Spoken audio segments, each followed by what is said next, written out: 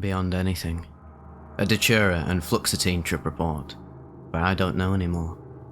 Posted to earwood.org May 3rd, 2015. I am a very depressed person. About a year ago, I experienced a trauma that changed how I view the world forever, and made me reconsider every choice I have made and will ever make. I was prescribed generic Prozac to combat this situational depression and PTSD to great success. Maybe a little too good of success. Instead of depressed, I became manic. I was sleeping a couple hours a night, full of energy, had tons of lucid dreams from the pills, and I was always talking a mile a minute. My doctor had me take a break from them, to change meds to something that wouldn't make me so insane. In about 3 days, my mood went right back to intense depression, to where I could not be functional anymore, and was full of thoughts of self-termination 24/7. On Friday, unknown to me at the time, my boyfriend, A, had gone to my girlfriend H's house and had sex with her. I discovered the truth on Saturday night, told by one of his friends, B, and now one of my closest friends, and punched myself in the face until I bled buckets into the sink. On Sunday, I drove over to A's house and dumped him swiftly and without drama, not really explaining why. I left and went to B's house to talk about it. After a while, he told me that he had tripped before on what he called Hell's Bells, and it sounded intriguing to me. Bad choice. A bad choice indeed. I was in no state of mind to try hallucinogenic.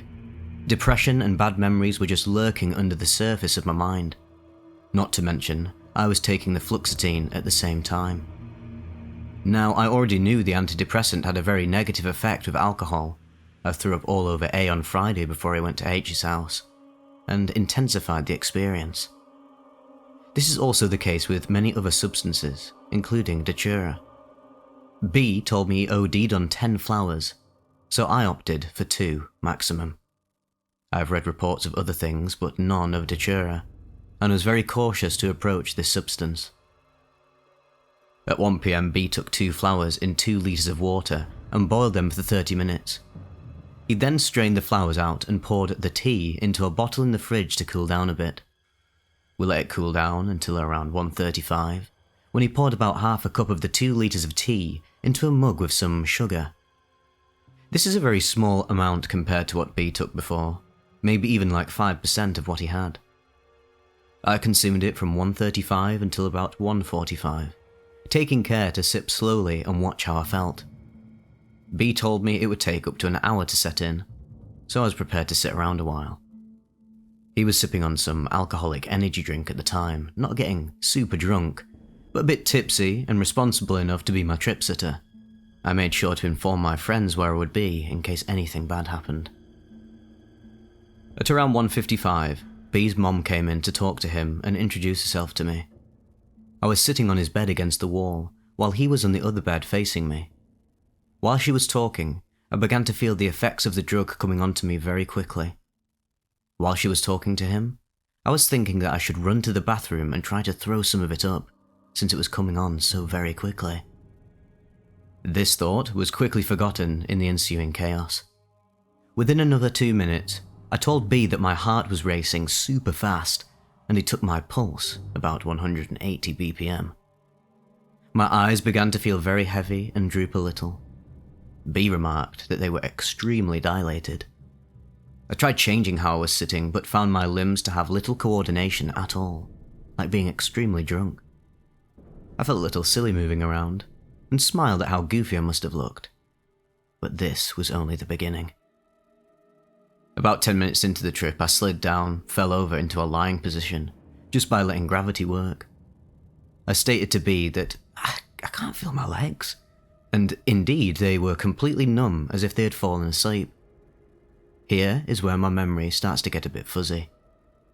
I was not feeling good with the loss of control of my body, and felt so heavy that I actually was paralysed. My arms would not move, and neither would my legs. My whole body felt numb, and I told B this multiple times. It took Herculean effort not to close my eyes and succumb to the illness that took me. B then told me that I was not allowed to fall asleep because when I awoke, I would feel even worse than before. He left the room about 15 minutes into it to get something from the kitchen, and came back and asked me what we should do with the rest of the tea, 2 litres, half cup. I told him he should sell it to the neighbours or something, and then he said that wasn't a good idea, and I told him that I didn't care. My speech was getting very difficult to pronounce, and it was very common for me to mix words around, like I was a combination of wasted on alcohol and dyslexic. Right then, my phone started getting texts from my mom. I tried picking up the phone, even though my hand wouldn't respond to me. Somehow, I picked it up and looked at the screen. It then occurred to me that my vision was completely gone, and everything was extremely blurry. I had this very extreme case of double vision to the point where I told B that I had triple vision, even though that is impossible. My phone screen looked like one solid colour, even though I knew for a fact that it was a very diversely coloured background. I desperately tried to read the text, but gave up after a minute of frustration. B asked how I was, and I looked at the posters on his walls. I commented that they looked like a foreign language of gibberish to me, and that English made no sense. I then told him that I felt awful, like my body didn't belong to me, like I was very afraid of not being in control of my thoughts, and that I wished this didn't happen. This was still only about 20 minutes into the trip. B asked me if I wanted to go outside and smoke a cigarette with him, and I told him there was no way I could even move. While he left, I went between blacking out and staring up at the moving ceiling fan. When he came back, I was so relieved not to be alone, that I thought I came back to life. All I could do to acknowledge his presence was to look over and just stare at him, since none of my muscles would obey me. I then noticed my cotton mouth but could not articulate this to B, who was just kind of watching me in disbelief. It was then that I started having the first hallucinations. I'm not sure if it's because I am depressed or because Datura creates unpleasant visions, but everything I saw was extremely disconcerting. 25 minutes in, I saw tons of rats on B's floor scurrying around. This disgusted me greatly and made me feel even more nauseous than before. The visions ranged from small flies in my peripheral vision to entire people sitting next to me. Datura makes one very dehydrated, and B already knew this. I told him I needed to pee. At this time, I'd forgotten where I was, who B was, and I needed help just to sit up from a lying down position. B pulled me up, while my muscles were completely slack to sit up on the bed. This movement made me so sick that I promptly fell back down again to avoid feeling anything bad. He was constantly trying to help me up, since I really needed to use the bathroom, but my nausea was overruling my need to pee. Finally, after about a minute of moving me around like I was a rag doll, B managed to get me standing up, completely supported by his weight. I had no idea where the bathroom was, and I kept stumbling and shuffling and falling over on the 10-foot wall. Once he got me in the bathroom, I realised why I was there. I'd actually forgotten on the way over. Normal environments were very strange to me, as if I had never seen them before. I forgot how to pee properly, so I ended up sitting on the edge of the toilet, moving my skirt aside, peeing all over the floor. I remember thinking that Datura was a poison, since the pee burned like it was acid. Then I pass out in the bathroom for about 20 minutes, leaving B on the other side of the locked door trying to get in and help me. Once I was able to crawl to the door and open it, he took me back to the bed to lay down. B left to get some water for me in the kitchen. At this point, my passage of time was completely out the window. I felt like I'd been sickly lying on the bed for years, and that B had been gone at least for an hour. He gave me the water, which I ended up spilling all over the bed, since I was swaying back and forth while sitting up and leaning against the wall. B was very concerned for me, as it had only been around 40 or so minutes, and I was truly on another planet, very uncomfortable and scaring the living daylights out of him. He immediately called my best friend C to come and pick me up. The next thing I remember, C and B were together in B's room. This was another 40 minutes after he called, since the ride to his house was pretty long. I have no memories between when he called and when she showed up though. An hour and 30 minutes into the experience, I did not recognise C or B, even though I have known C for 7 years. My speech was so incoherent that I could not make single words, and I am basing this off of what I've been told since my memory was so poor that day. C tried to get me to drink the water, and I ended up drinking 2 very large glasses of cold water. The strange part about the water was that I just wanted to fall onto the bed and sleep, so I tried putting the water down on the bedside table. The problem here was, though, that there was no bedside table at all. It was a hallucination. My depth perception was so awful that when they gave me the cup again, I reached about a foot short of where it really was. Many of my memories were obscured since C&B let me sleep in 10-minute increments. They would then wake me up, give me water, talk to me, and let me sleep again. The parts I do remember of being at B's house were very negative, and for good reason. B's tipsy rationale, which happened to be correct although very negative, was to try to make me as angry as I could be, in hopes that I would show emotion and brief moments of clarity to snap out of the tripping. First, they tried flicking my forehead while I was lying on B's bed. Since I couldn't move to defend myself, I started yelling at them to stop. Next, C helped me to the bathroom to pee again, but tried to make me mad. I told her I wanted to be alone, but she kept pushing me and forcing her way into the room against my will. I physically fought my best friend, called her obscenities, and screamed bloody murder at her, trying to shut the door in her face. While she was in the bathroom with me, I did not recognize myself in the mirror whatsoever. Finding my way back from the bathroom always proved to be an adventure, since I was constantly confused and very lost. B later told me that I was trying to climb into his bathtub, and he asked me why. I told him, "It's okay, I'm just getting in my car. I've got the keys, it's alright, B, just stop worrying." He said, "That isn't your car." But I was completely convinced the bathtub was my car, and he had to pick me up and remove me from it since I wouldn't leave otherwise. C had brought another friend at T with her, but I had no memory of T being there at all. C and T were at B's house for 2 hours, but I only have about 20 minutes of memory for those 2 hours. B told C to take me home or to the hospital because he was absolutely freaking out that he had hurt me, killed me. C helped me stumble through B's house while picking me up every time I fell over. By then I could walk a bit better, and I have brief images of B's house. C helped me down the front steps. On the walk to the car, B kicked a random empty box in the street aside, and I screamed out, "No, not my earrings, I can't lose them!" And this is where I blacked out again, for about another hour. I don't remember getting into the car, the 40-minute car ride, or getting home. C told me that T was sitting in the back seat with me, trying to give me water and talk to me. They became very excited when I apparently spoke an entire sentence, thinking that I was coherent again, only for that sentence to be followed by another half hour of constant mumbling to myself and moaning in utter agony. My next memory was about 5 hours into the trip. My older sister X was in her car with me. Well, how did I get there is what I was thinking. And we were driving to pick up a pizza for dinner, since I was too messed up that night to go out to the restaurant we had reservations for. X gave me pens and paper to draw on and talked to me constantly.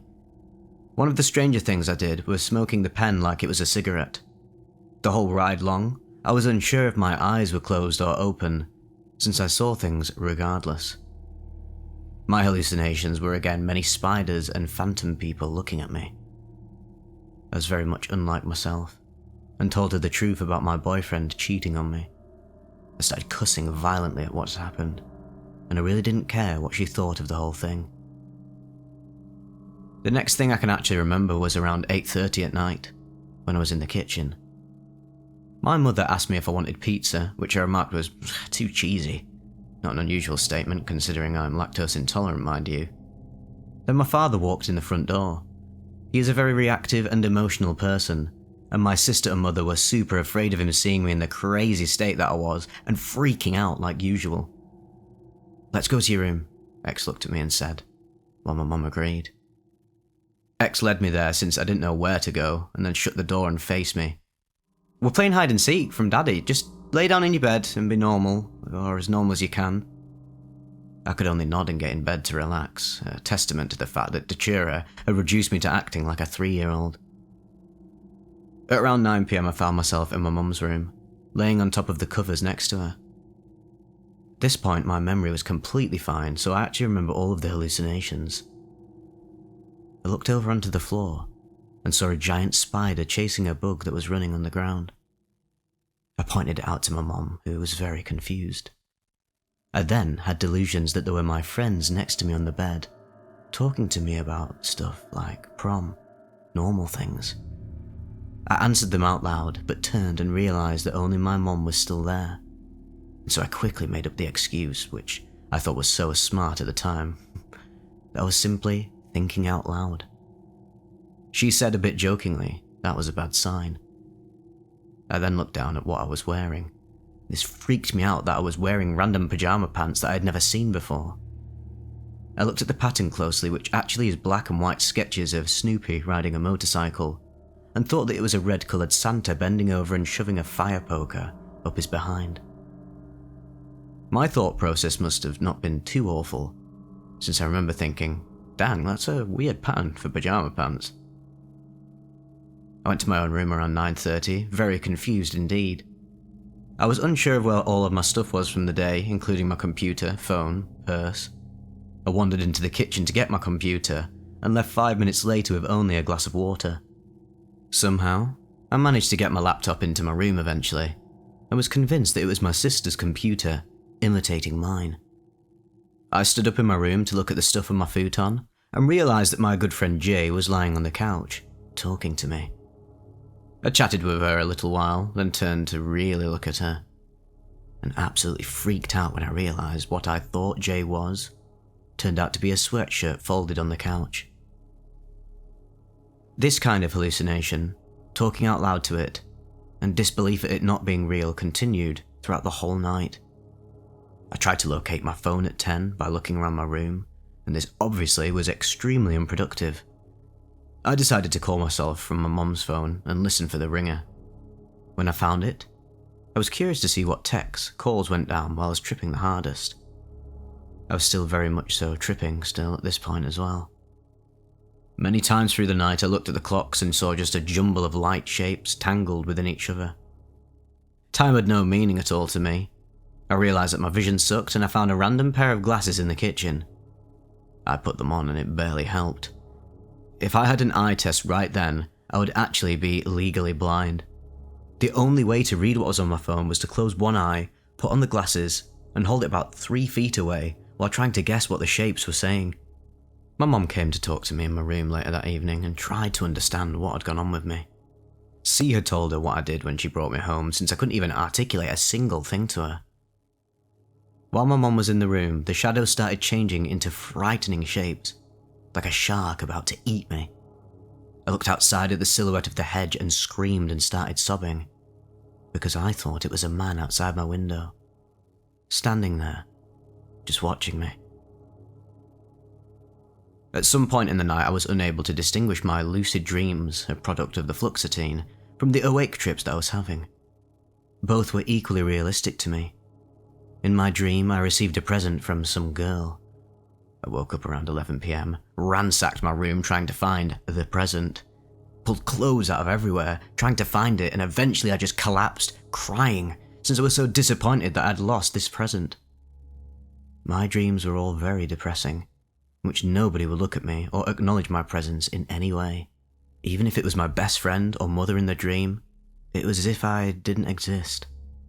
I would awaken feeling very anxious and scared. The depression was probably a main factor in the mood of my dreams. I woke up the next morning very confused, as if I did not have the whole story as I type it now. It was only later did I piece together, from my skewed memory and others' reports, what actually happened that day. At 7 AM, I made a commitment to go to school, even though I was still tripping quite hard. I borrowed some 2.5 prescription glasses from my mom to help me read in the day, and to be honest, I barely even remember any of school, except for the hallucinations of insects and arachnids that were so fruitful in my peripheral vision. Today is Tuesday. I took Datura on Sunday. I would say that this is the second worst experience I have had in my entire life, second to the trauma that caused my depression in the first place. B and I thought we were being smart by following all of the guidelines for a safe trip, including making a very weak dose, but the fact is I was not ready for it regardless. I overdosed on a potentially lethal substance. There is no way to tell what dose is right for you. The interactions with the fluoxetine intensified my trip beyond anything comprehensible, meaningful. Many people take hallucinogens for a reason, whether it be curiosity, spiritual exercise, or to work out something they have pinpointed. My reason was to escape the present. And Datura offered no escape for me. I was literally trapped in my own mind and memories, and my brain had constant flashbacks to the trauma and awful images of A cheating on me.